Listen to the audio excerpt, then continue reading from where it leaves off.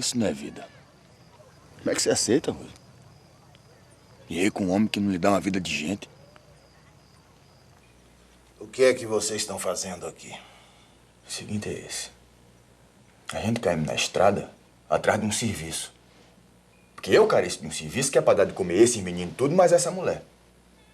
Serviço de R$1.000 por mês. Emprego de R$1.000. Eu tô aqui, mas meus meninos, a gente não tem onde comer por menino. O senhor não teria nada pra me arrumar, não? Não tenho dinheiro, não. Um pão, moço, não tem? Tenho, não. Eu não aguento mais essa estrada, não.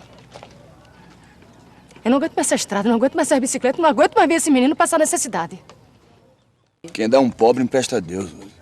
E Deus? Paga quanto?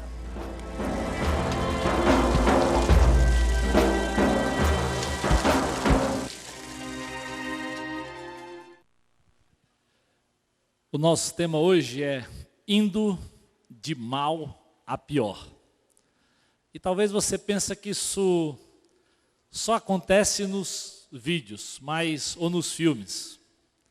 Mas você sabe que às vezes tem dias que parece que tudo vai indo de mal a pior. Outro dia eu ouvi uma história de um casal amigo meu, e eu vou convidar aqui o Joeb e a Karina, que eles vão nos contar uma historinha engraçada, mas que mostra como tem dias em que as coisas vão se agravando e elas vão literalmente indo de mal a pior. Nos conta aí, Joel, Karina. Boa noite.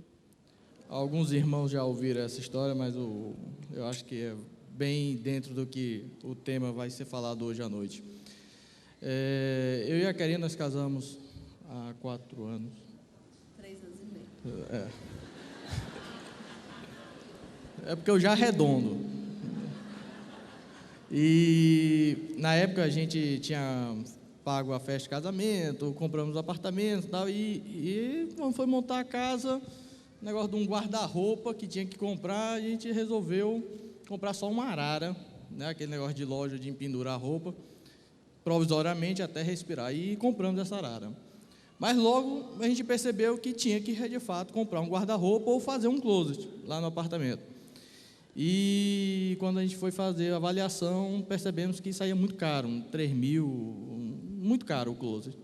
E ficamos num sábado à noite discutindo lá se valia a pena gastar, não valia. Eu sou um cara muito prático, né? Assim, eu sou aquele homem, alguns chamam de pão duro, eu prefiro chamar econômico, né? E eu não me conformava em gastar aquela ruma de dinheiro com um closet, né? E aí a gente discutindo ali e tal, de repente aparece aquela propaganda na televisão, né? Só esse final de semana, não vou fazer merchandise de loja não, mas só nesse final de semana, guarda-roupa, 6 portas, 799, 699, alguma coisa assim. Eu pronto. Isso é uma mensagem de Deus. E aí vamos embora, vamos. Nessa época essa loja só tinha lá no Norte Shopping. Nós moramos ali na Washington Soares com Oliveira Paiva. E sábado à noite a gente se mandou lá para o Norte Shopping atrás desse guarda-roupa. Só que antes eu falei, Jó, mas a gente não tem que escolher a parede, a gente não tem que medir alguma coisa desse tipo. Aí ele, não, mas lá tem umas 7 cerâmicas, que cada uma tem uma medida de uns 2,20. Aí eu, tá, então eu quero na parede do fundo. Aí ele, não, então 7 cerâmicas, 2,20. Não se preocupe que tem 2,20. Ela escolheu a parede e eu vi pela quantidade de cerâmica, dava de 2,20 a 2,30, cada cerâmica 33 centímetros, né, pensava eu. E fomos lá, compramos. Aí chegamos lá, com esse número de 2,20, 2,30, tinha um guarda-roupa que a gente viu por 799, com 2,18. Eu pronto. Rapaz, Deus é perfeito. É esse mesmo. Se tivesse projetado, não era tão bom. Então, compramos o guarda-roupa e ela insistindo. Rapaz, tu nem mediu, não sei o quê. Rapaz, não precisa não. Aí, comprei. Quando chegou em casa, foi sábado, viemos para o culto no domingo, à noite, ela estava lá pela cozinha e aquele negócio martelando, né? Rapaz, eu vou medir para desencargo de consciência. E aí peguei uma trena e medi. Quando Só eu que aí olhei, eu fui bem devagarinho, né? Ele estava muito quieto, eu fui ver o que é que ele estava fazendo. Aí eu, quer dizer que agora tu resolveu medir, depois que comprou, e aí, quanto é que deu? 2,08 metros. Aí eu fiquei, A cerâmica só tinha 30 centímetros. Aí eu falei, eu te disse, eu disse que era para medir antes, eu falei, eu te disse. Aí é aquela frase, né, que quase nenhuma mulher usa, né? Te vira, não sei o que, aquele negócio, né? E... Dá o teu jeito. Tá bom, não se preocupe não, amanhã eu vou lá na loja e troco. No outro dia, fui lá na loja, ela fez questão de ir junto. Chegamos lá, tinha acabado a promoção, né? E aí, até conseguimos um guarda-roupa, mas tinha acabado a promoção e foi uma confusão, mas conseguimos trocar. E aí tinha um guarda-roupa de 2,06 metros. Perfeito. De novo, Deus agindo, né? Deus. E aí, compramos esse guarda-roupa e ele ficou de ser entregue na quinta-feira. Quando foi na quinta-feira, 11 horas, mais ou menos, o cara chegou para montar o guarda-roupa, nós dois estávamos no trabalho, e aí a diarista ligou dizendo, o montador está dizendo que não cabe na parede que vocês escolheram, não. Aí a Karina, ligue para o Joeb, que ele resolve. Tá bom. Aí ela me ligou, rapaz, cabe, porque a parede tem 2,08 metros e o guarda-roupa tem 2,06 metros. Ela falou, não, mas é porque o parafuso entra por fora e não cabe. Aí o rapaz, dá monte, deu um jeito, não sei o que, tá. Aí a mulher disse, pois tá bom, ele vai montar. Quando foi na hora do almoço, a gente almoçando junto, a minha liga de novo, ele disse que não dá mesmo. Isso para a Karina. Aí eu falei, te vira, já vai lá Karina, resolver. gentilmente porque... pegou o celular e disse, te vira. Eu, rapaz, monta o guarda-roupa fora e já empurra ele e encaixa lá na parede, tranquilo. Aí o cara, rapaz, não dá. Tente, rapaz, tá bom. 4 horas da tarde, a minha liga.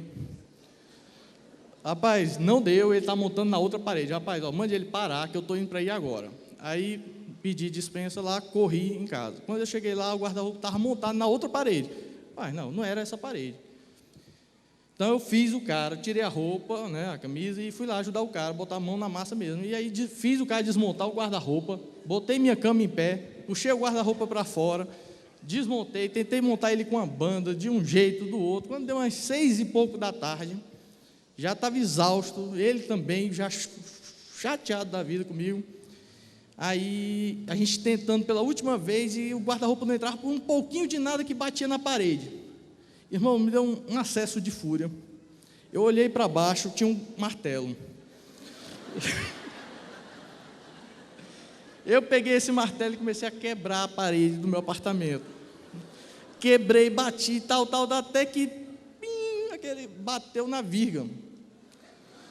Aí, tudo bem, e fomos tentar empurrar o guarda-roupa, e o cara com os olhos desse tamanho, nunca tinha visto isso.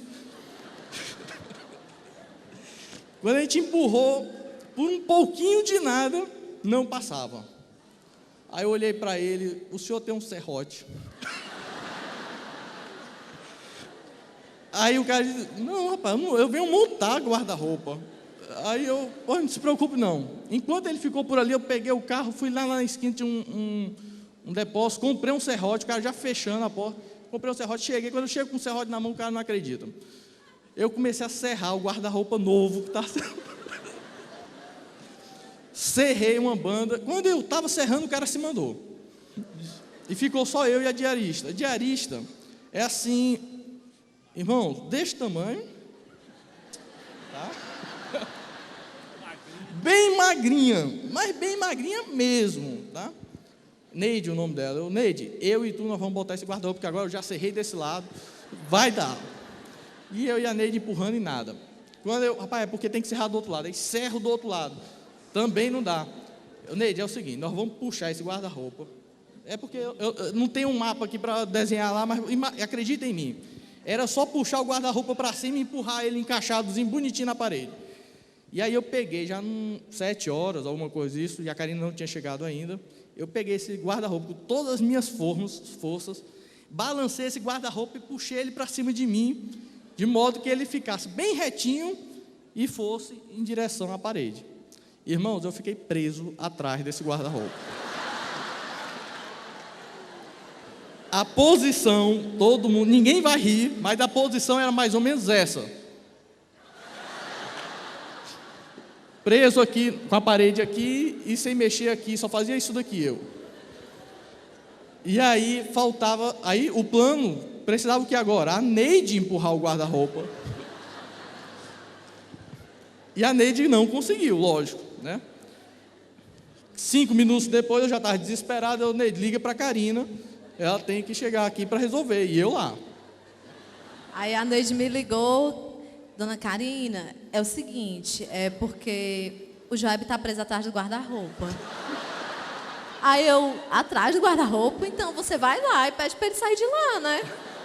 Aí ela, mas a senhora não está entendendo. Eu disse, não, Neide, é o seguinte, o Joab não veio me pegar, eu tive que pegar uma carona, então estou indo para aí, vocês se resolvam.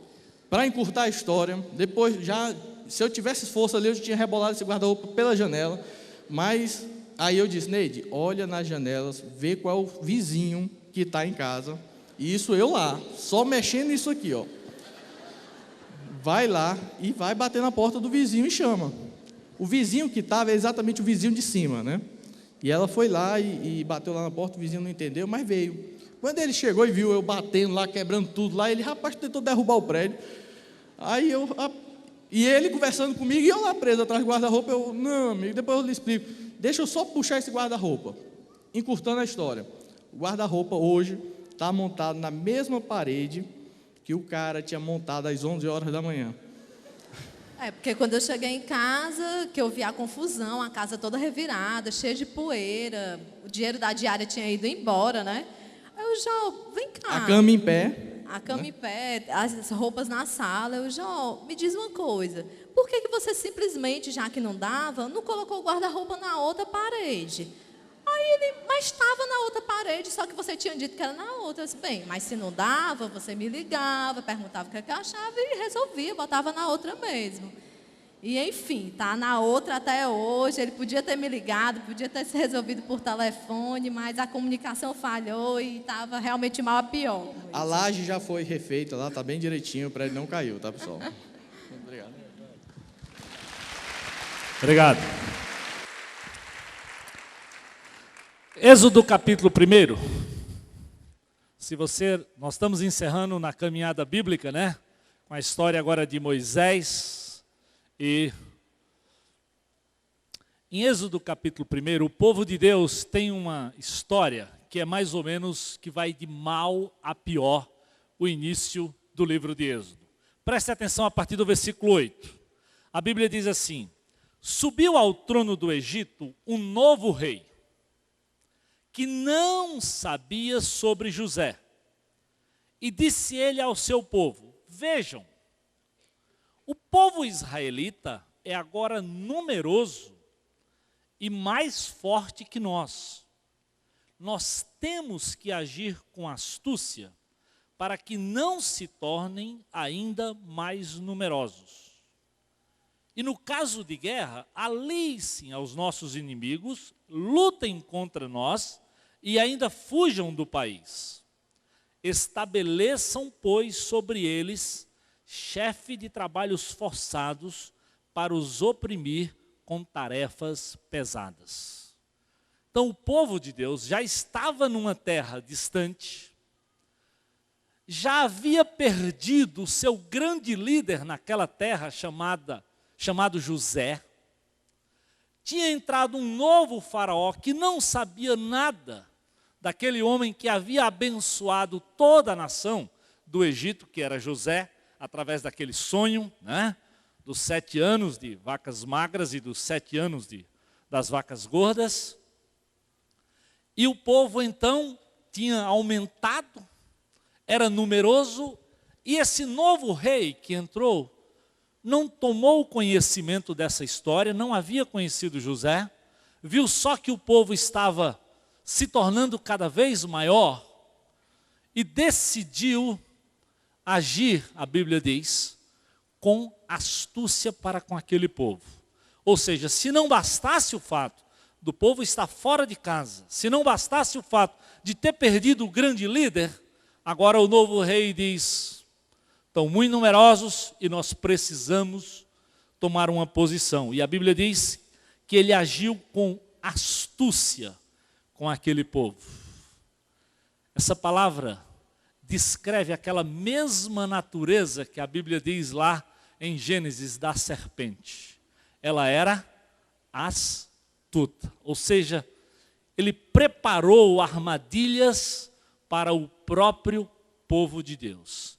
Ele decidiu atrapalhar, ou seja, se a coisa já não era fácil, por estar numa nação, por ter perdido o seu grande líder, agora ele diz, nós vamos enfrentar esse povo e trazer a eles algum tipo de sofrimento. Então, eles trouxeram uma grande astúcia, ele agiu com muita astúcia no meio do povo. E diz mais, o texto lá de Êxodo capítulo 1. E estabeleçam, pois, sobre eles chefes de trabalhos forçados para os oprimir. A ideia é, nós vamos sufocar essa gente. Nós vamos tentar, opressão é a ideia de sufoco, de colocar aquele peso que você não pode suportar. Era a ideia mesmo de colocar para baixo. Isso é oprimir. É deixar naquele sufoco, como Joebe, atrás daquele guarda-roupa e não conseguia sair. É isso mesmo, e bem pior aqui. Porque eles não tinham mais forças. Era uma situação extremamente pesada. E qual de nós não passamos por esses dias em que as coisas vão mal e ainda ficam bem piores? Esses dias eu, conversando com meu amigo Serginho, ele me disse que uma vez ele foi para o Detran só trocar a placa de um carro. E quando chegou lá para trocar a placa do seu carro, fez a vistoria. Na hora de instalar a placa do carro dele, o camarada instalou num outro carro. E quando ele ficou lá esperando que a placa viesse, o camarada já tinha instalado a placa no outro carro. Ele demorou tanto que ele foi lá e disse, mas vem cá, cadê a placa? O camarada já foi instalada. Instalada não, meu carro está aqui. Aí viram que tinham instalado a placa num outro carro. E ficaram desesperados até encontrar o carro para trazer aquela placa de volta. Demorou mais de 2 horas o amado lá esperando. Quando o camarada chegou com a placa, já era hora do almoço. A turma tinha saído para almoçar. Ele correu atrás de alguém, cansado já. Olha, vem cá, daria para você, pelo menos eu estou aqui desde de manhã, o camarada trouxe a placa, coloca lá no meu carro agora. O camarada não muito alegre veio instalar a placa no carro dele.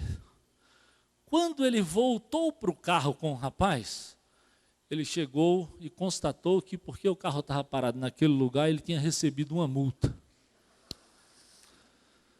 Aí ele tinha que ir atrás de alguém para descobrir quem era o guarda e por que tinha multado se o carro estava lá esperando a vistoria. Resumindo, ele saiu de lá no final da tarde, extremamente chateado até resolver essa problemática. Tem dias que a coisa acontece assim.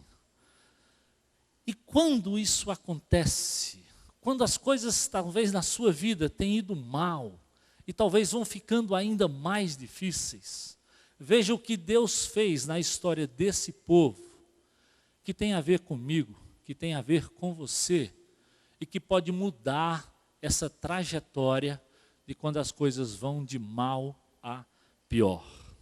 A primeira coisa que você precisa ver, olha em Êxodo capítulo 3.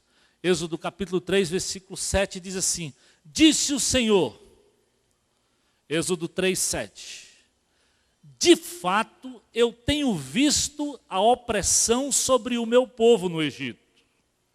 Eu tenho escutado o seu clamor por causa dos seus feitores e sei o quanto eles estão sofrendo. Meu amado, quando as coisas não vão bem e vão piorando, e talvez hoje, quem sabe, você está vivendo dias assim, que as coisas não estão bem, e as perspectivas, e à medida que os dias se passam, você tem percebido que elas vão piorando. A primeira coisa que você precisa saber é que você não está só. Deus está sintonizado na tua vida, no teu problema, da tua necessidade. Deus estava necessitado. Mesmo o povo estando numa nação diferente, debaixo da autoridade de um grande rei, que era Faraó, o Todo-Poderoso, a Bíblia diz o quê? Deus diz: eu tenho visto, eu tenho escutado. Presta atenção, amados, no detalhe de como Deus cuida da minha vida e da tua vida. Ele me vê, Ele me escuta, Ele te vê, Ele te escuta e diz mais: e eu sei o quanto você está sofrendo. Hoje eu li o Salmo 13. Abre sua Bíblia lá no Salmo 13. No meu devocional eu li hoje esse texto, Salmo 13. E vê que interessante o que Davi nos ensina aqui nesse Salmo 13. Ele começa dizendo assim: até quando, Senhor? Será que para sempre tu vais esquecer de mim? Até quando esquecerás de mim o teu rosto? Até quando eu terei inquietações e tristezas no meu coração? Até quando os meus inimigos vão triunfar sobre mim? E ele diz no final, lá no versículo 5 e 6, ele diz: eu, porém, vou confiar no teu amor. O meu coração ainda vai exultar na tua salvação. Eu quero cantar ao Senhor pelo bem que tu tens me feito. Percebe a diferença do início do clamor do salmista? É muito autêntico. E às vezes, meu amado, nós temos que abrir o coração e desabafar e dizer para Deus: está doendo, está pesado, Senhor. Eu não estou aguentando, tá muito forte a minha luta. Era o que Davi fez com toda a autenticidade do coração.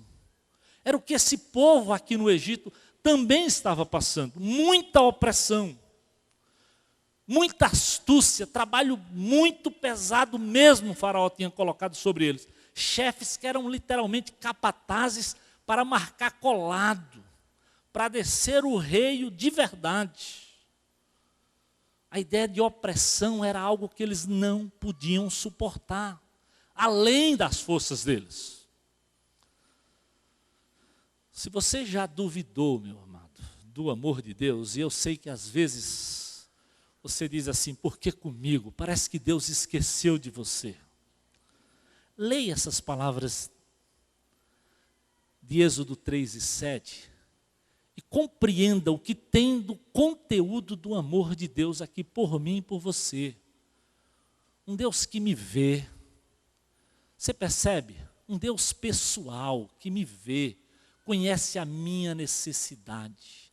Mas não somente me vê, um Deus que me escuta. Eu, um pecador, você, esse povo rebelde, igual a mim, a você, povo de dura cerviz, murmurador, mas mesmo assim, Deus diz: eu estou te vendo, eu estou te ouvindo, eu conheço o teu coração, eu sei do teu sofrimento. Essas palavras são para mim e para você. Esse é o Deus. Certamente vi, eu ouvi, eu conheço. É como se Deus estivesse dizendo: você pensa que você chorou a noite toda e eu não percebi? Amado, pode até o namoradinho não ver e não esquecer. Pode até teu pai, a Bíblia diz. Pode até tua mãe esquecer de você, esquecer de mim. Mas a Bíblia diz: ele vê, ele não abre mão, ele está ligado, ele está sintonizado na tua necessidade, no meu coração. Sabe o que o salmista disse para mim e para você no Salmo 139, 6? Os teus olhos me viram ainda quando eu era um embrião lá na barriga da minha mãe. É o que o salmista diz: os olhos de Deus me viram, ainda embrião, lá na barriga da mamãe. Por isso você precisa dizer, amado, talvez o teu irmão aí do lado está vivendo momentos que ele acredita que Deus não tem mais olhado para ele, que Deus não tem ouvido o seu clamor, que Deus não tem nem ciência do que ele está passando. Eu queria que você dissesse para ele exatamente essas palavras. Vou pegar a ideia do Serginho, pastor Serginho da semana passada. Diga para o seu irmão aí: meu irmão, diga lá, do lado aí, meu irmão, Deus sabe o que você está passando. Você não está só. Deus está te vendo, Deus está te ouvindo e Ele está ligado em você. Aleluia. Esse é Deus dizendo.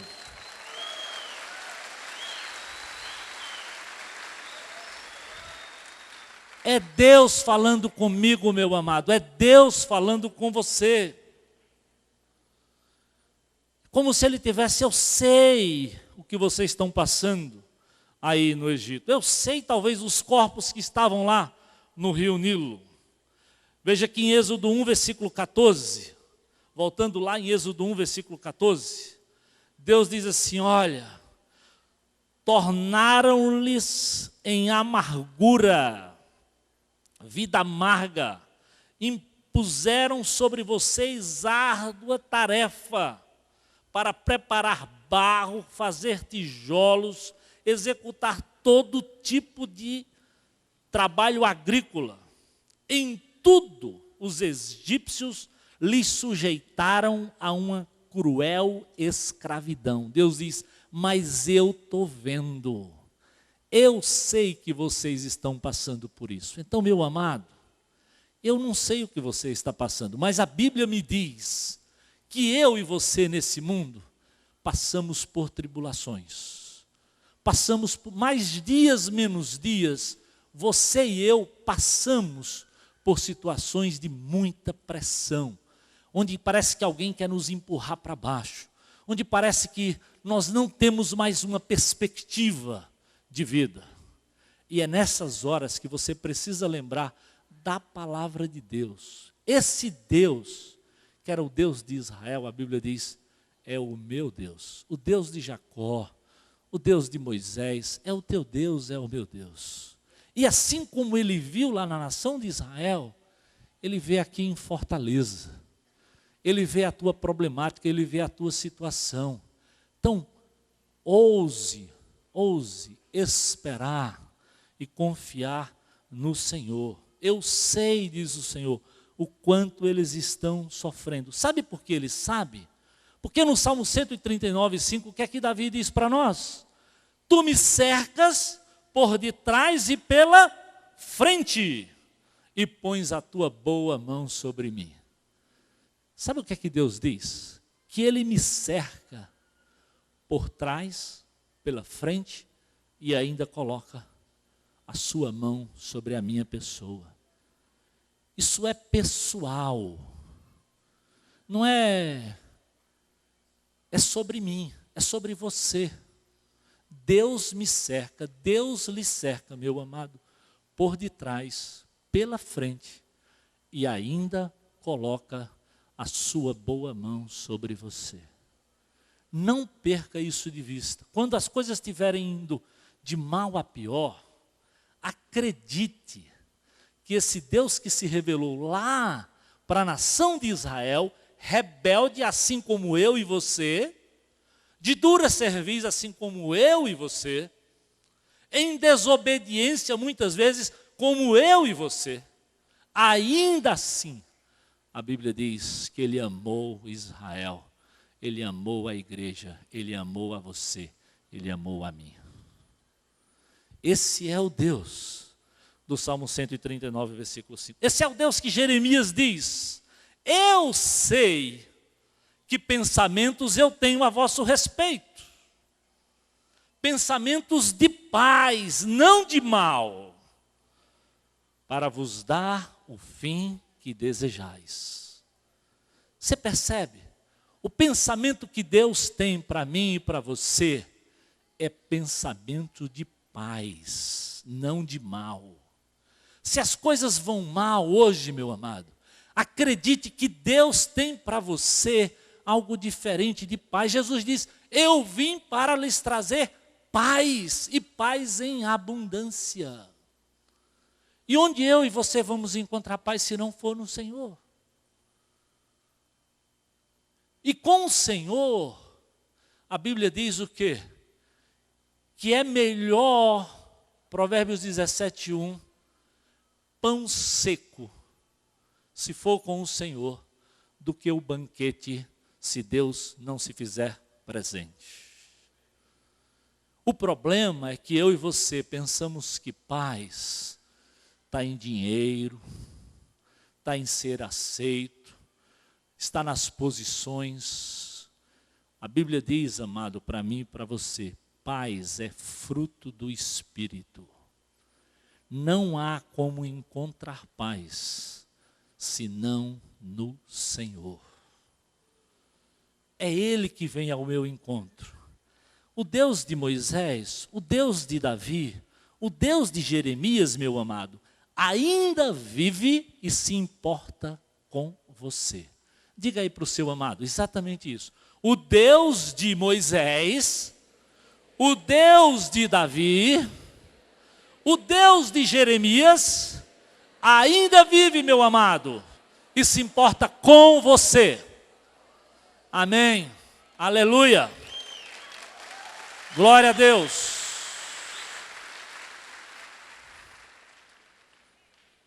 Sabe o que ele diz no Novo Testamento para mim e para você? Até os cabelos da vossa cabeça estão, presta atenção, todos contados. Até os cabelos da minha cabeça. E às vezes eu fico pensando, meu Deus, nem eu sei quantos tem. Porque branquinho do jeito que eles estão, não dá nem para eu descobrir.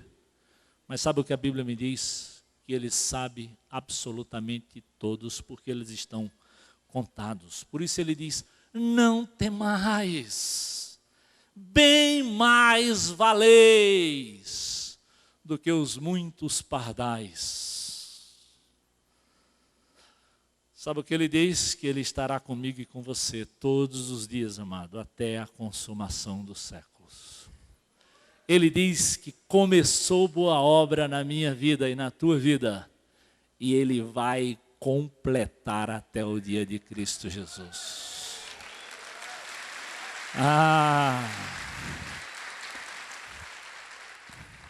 Sabe para quem Paulo escreve isso?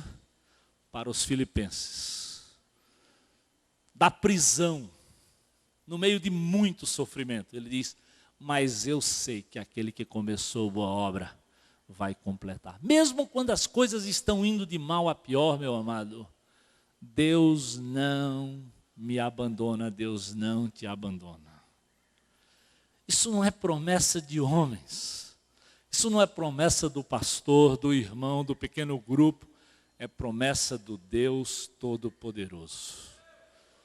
Daquele que é o alfa e o ômega, daquele que diz para mim e para você, eu vou, mas não te esqueci, eu estou lá vos preparando o lugar, e voltarei. E eu estou doido para tomar posse dessa mansão celestial que eu tenho lá, preparada pelo meu Senhor. Essa não é aquela do BNH, essa não é aquela do financiamento da Caixa, essa é aquela que o meu Deus, que o teu Deus está preparando para você. A segunda grande verdade, que todo crente precisa saber ao passar por dias assim, meu amado, dê uma olhadinha agora em Êxodo 3:8. Deus não somente viu, ouviu, mas com o coração identificou o sofrimento, mas Ele também age e agiu pelo seu povo.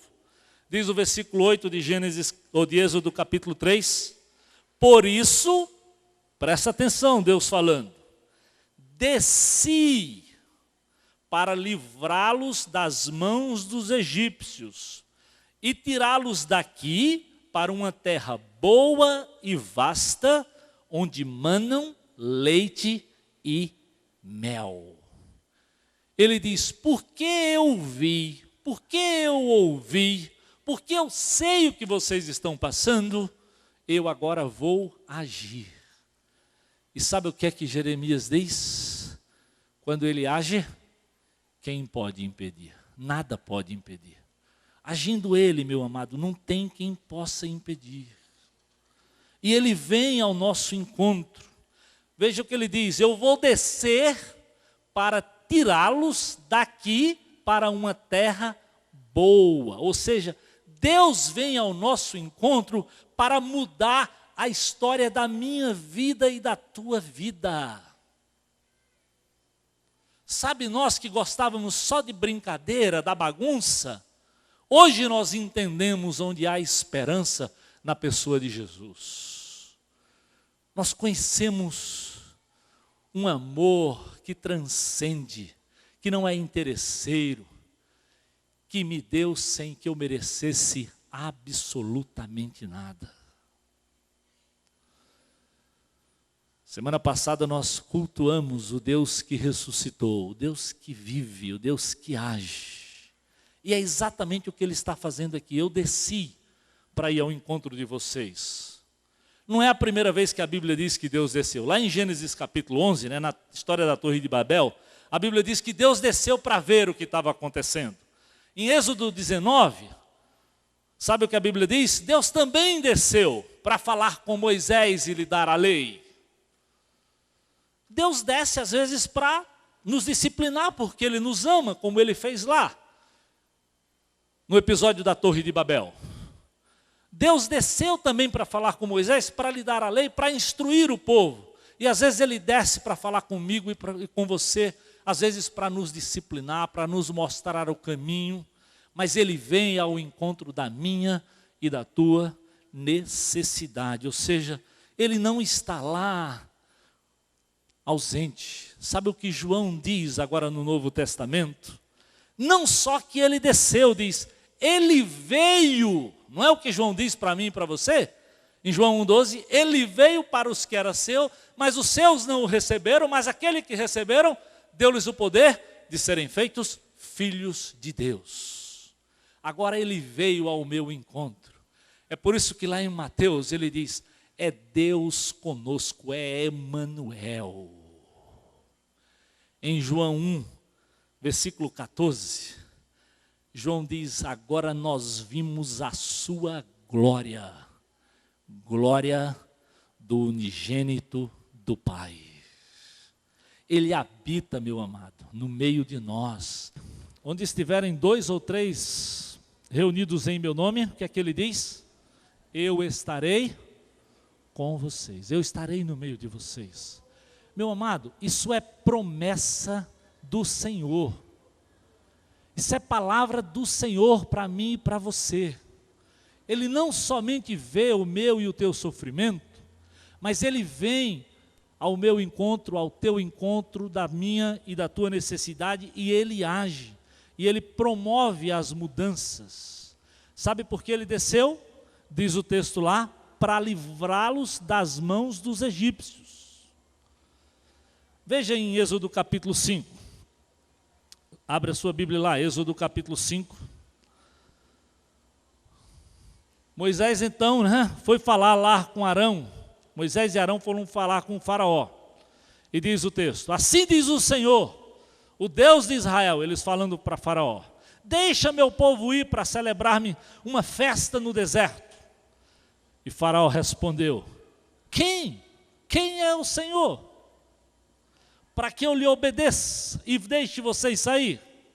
Não conheço o Senhor, não vou deixar Israel sair. Meus amados, nem sempre nós vamos ouvir de quem está do nosso lado aquilo que nós gostaríamos de ouvir. Nem sempre as soluções serão fáceis. Mesmo Deus prometendo para Moisés o que ele ia fazer, a coisa não foi simples não. O problema é que nós crentes pensamos que tudo tem que ser resolvido imediatamente, que nós não temos ou não podemos passar por lutas e por dificuldades. Isso não é verdade. Não é que Deus não promete isso. Ele promete sim, nos dá o livramento, nos dá a salvação, nos dá a vitória, mas nós vamos passar por uma série de situações até para que a gente aprenda a depender e dar a Ele, somente a Ele, honra, glória e louvor. Liberdade em Deus não se consegue facilmente, meu amado. Liberdade, seja até de um povo, tem preço. E a história desse povo diz que a liberdade deles teve um preço pesado para a nação, para aquele povo e também para os egípcios. Veja em Êxodo 5, versículos 4 a 9, o que diz: o rei do Egito respondeu a Moisés e Arão: por que vocês estão fazendo o povo interromper suas tarefas? Voltem a trabalhar. E sabe o que ele acrescentou? Essa gente já é numerosa, e vocês ainda fazem o povo parar de trabalhar? No mesmo dia, Faraó deu a seguinte ordem aos feitores e aos capatazes responsáveis pelo povo: não façam mais palha ao povo, para que eles ajudem a fazer tijolos, como faziam antes. Eles que tratem de ajuntar a palha. Exijam e que continuem a fazer a mesma quantidade de tijolos. Não lhes reduza a cota. Não lhes reduza a cota. São preguiçosos. É por isso que eles estão clamando. E ainda querem ir oferecer, sacrifícios ao seu Deus. Aumentem a carga de trabalho dessa gente, para que cumpra suas tarefas e não deem atenção às mentiras. Você percebe? Você pensa que simplesmente andar na caminhada do que Deus quer também significa que tudo vai ser resolvido? Não, não, não. Moisés e Arão estavam fazendo aquilo que Deus mandou. Mas a coisa não foi tão simples assim. Foi uma sobrecarga, as coisas caminharam e elas foram piorando e piorando bem fortemente. Receberam o nome de preguiçosos, de mentirosos. Como ele diz, essa gente, quem é esse povo? Não conheço nem esse Deus, quanto mais vocês. E quantas vezes nós, como crentes, somos desafiados? Quem é Deus?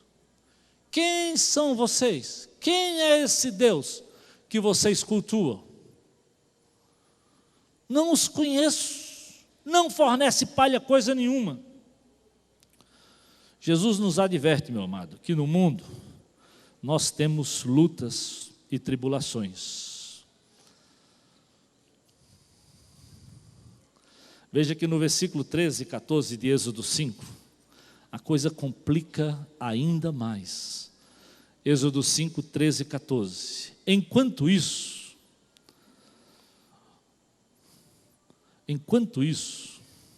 os feitores os pressionavam dizendo: completem a mesma tarefa diária que lhes foi exigido quando tinham palha. Os capatazes israelitas indicados pelos feitores de Faraó eram espancados e interrogados.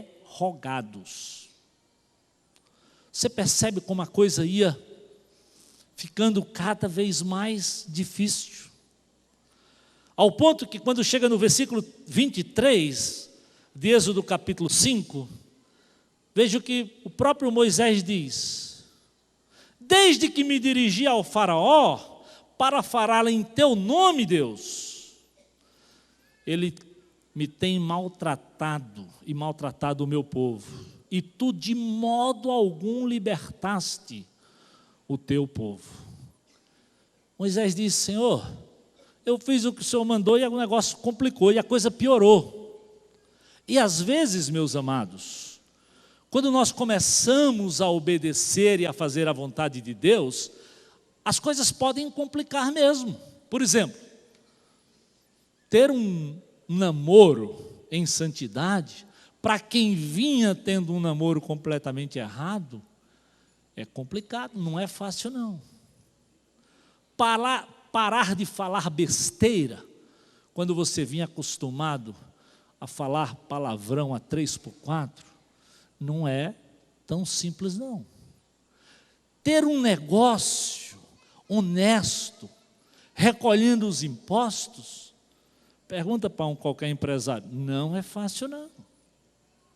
E às vezes, como crentes, você pensa que, Senhor, agora a coisa só complicou, só ficou mais difícil.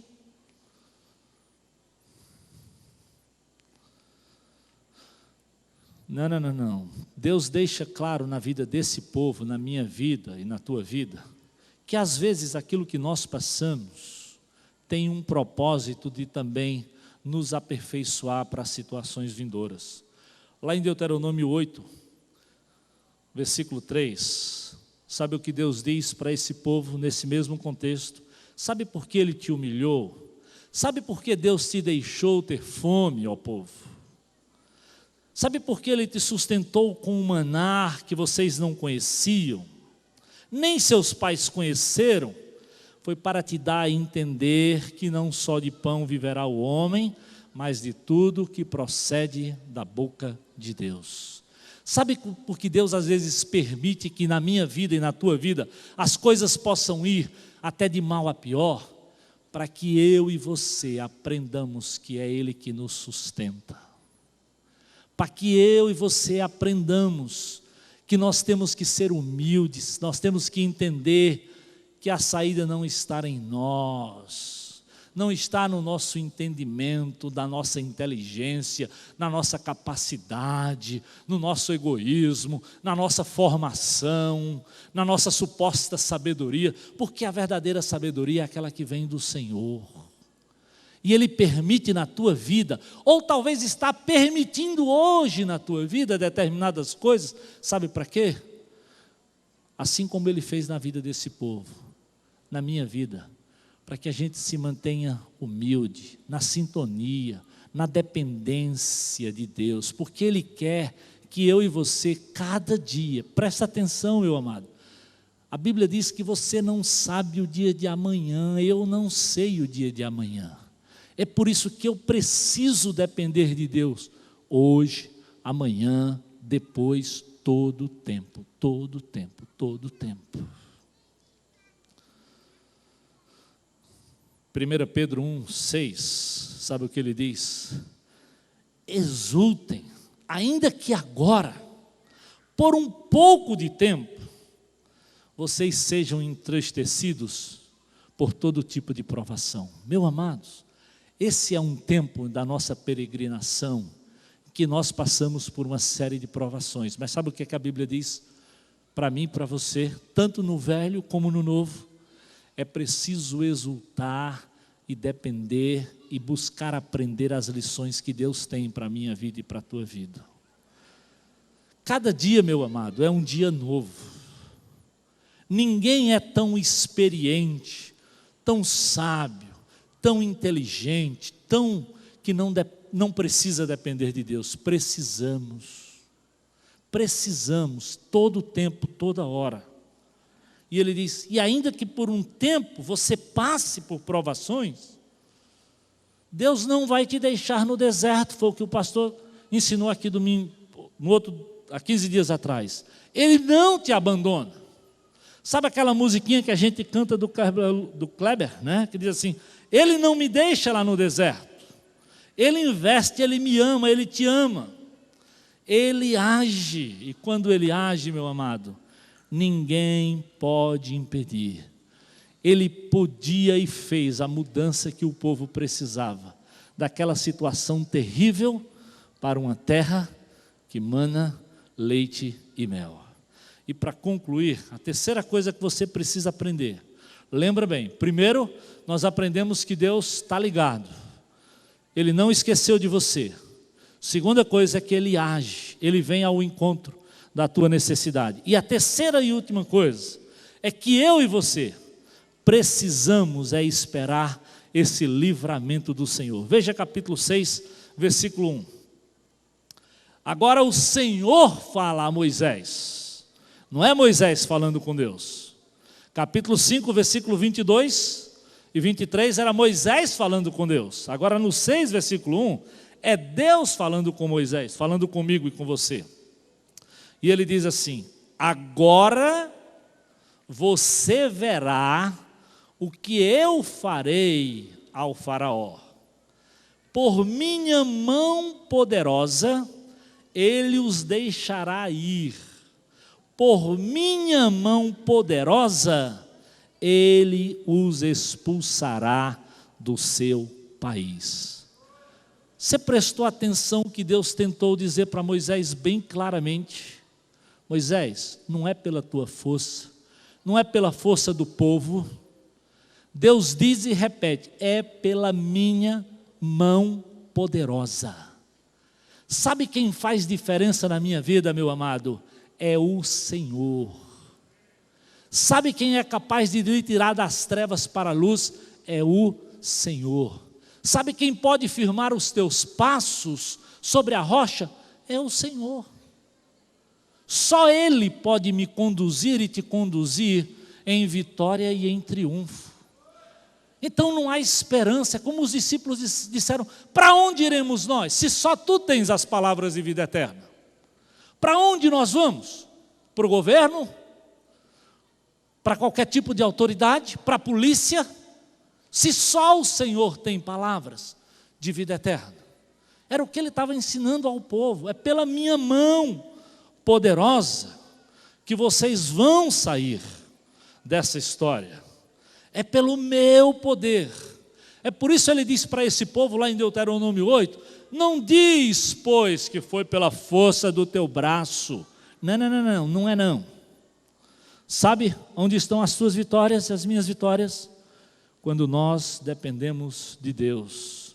E veja no capítulo 6 ainda, volte lá para Êxodo 6. E veja no versículo 6 e versículo 7. Êxodo 6, versículo 6 e versículo 7. Por isso diga aos israelitas, Moisés, agora presta atenção, diz para o meu povo, agora Deus está falando comigo e com você, diz aos israelitas, eu sou o Senhor, eu os livrarei do trabalho imposto pelos egípcios, eu os libertarei da escravidão, eu os resgatarei com um braço forte e com poderosos atos de juízo. Eu os farei meu povo e serei o Deus de vocês. Você quer mensagem mais clara? Deus falando para o meu coração e para o teu coração? Presta atenção, meu amado. Eu os livrarei. Eu os resgatarei. E a Bíblia diz que nós fomos resgatados, comprados por preço. E sabe qual foi o preço? O sangue de Jesus. Esse sangue que foi derramado, daquele cordeiro sem mácula, sem defeito, sem pecado, pagou aquele preço que eu não podia pagar, que você não podia e não pode pagar. Porque só Ele podia me resgatar. E Ele diz, é por isso que eu tomar-vos-ei para o meu povo. Eu serei o vosso Deus. É com esse braço forte, meu amigo, é com essa mão poderosa que o Senhor faz. É por isso que a Bíblia diz, quando eu sou fraco, aí é que eu sou forte. Repete isso, quando eu sou fraco, aí é que eu sou forte. Porque eu deixo de confiar no meu poder e eu confio no poder do Deus que pode todas as coisas. Sabe o que aconteceu? O faraó se endureceu, não é? Bateu o pé. Mas a Bíblia diz que Deus triunfou. Êxodo 12, 31 diz assim, Faraó diz: saiam imediatamente. Naquela mesma noite, quando Deus tirou os primogênitos, Faraó mandou chamar a Moisés e Arão. Agora ele, Faraó, manda chamar Moisés e Arão. E diz: saiam imediatamente do meio do meu povo. Vão prestar culto ao Senhor como vocês pediram. Essa é a vitória do Deus que nós cultuamos. Um Deus que liberta, um Deus que resgata. Eu vou convidar agora a minha esposa, nós vamos cantar aqui uma musiquinha antiga, que tem a ver com a caminhada, com gestos, mas que fala desse Deus que nos libertou da escravidão do Egito e firmou os nossos passos. Vamos cantar.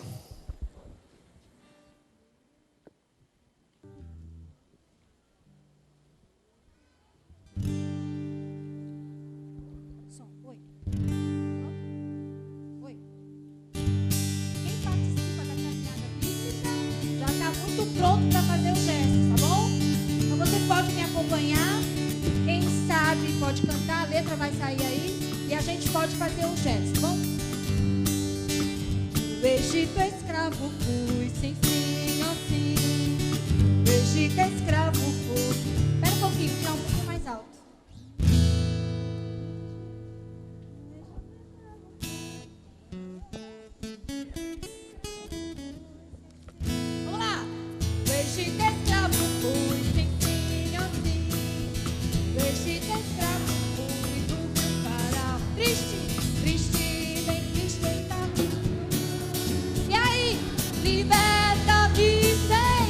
Bonito, vamos lá! Liberta, liberta-me, Senhor. E Moisés?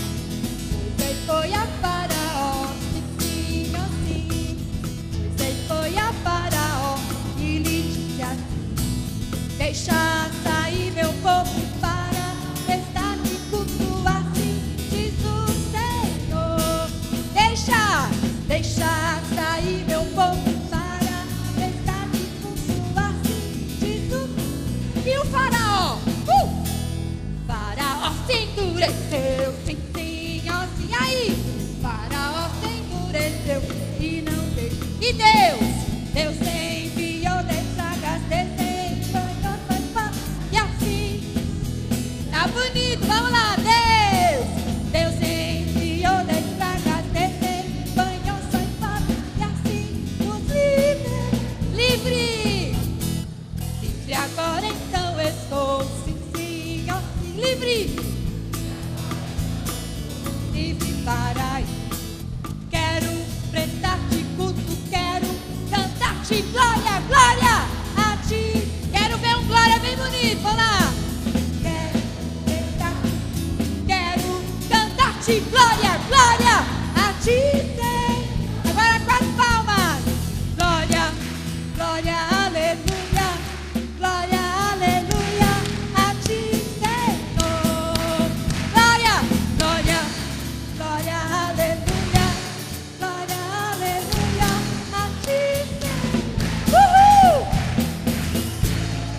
Além. Meu amado, esse é o nosso Deus. Um Deus que nos liberta, que não te deixa só lá no deserto, não te deixa só na opressão. Ouve o teu clamor, age e Ele promove o livramento com mão poderosa. 1 Pedro 1, 18 e 19 diz assim: saiba que não foi mediante coisas corruptíveis, como prata ou ouro, que fostes resgatados do vosso fútil procedimento, mas foi pelo precioso sangue como de cordeiro, sem defeito, sem mácula, o sangue de Jesus. Ele nos libertou do império das trevas. Ele firmou os nossos passos. Você não precisa, meu amado, continuar na trajetória de mal a pior. Em Jesus, a vida mesmo diante da morte, a liberdade mesmo para os que estão presos e se sentindo na cadeia. Há perdão mesmo para aqueles que se sentem perdidos e condenados. Este é o sangue do Cordeiro. E ele diz para mim e para você: vinde a mim, vós que estáis cansados e sobrecarregados, porque eu vos aliviarei. Amém? Pode aplaudir o Senhor. Pode aplaudir o Senhor.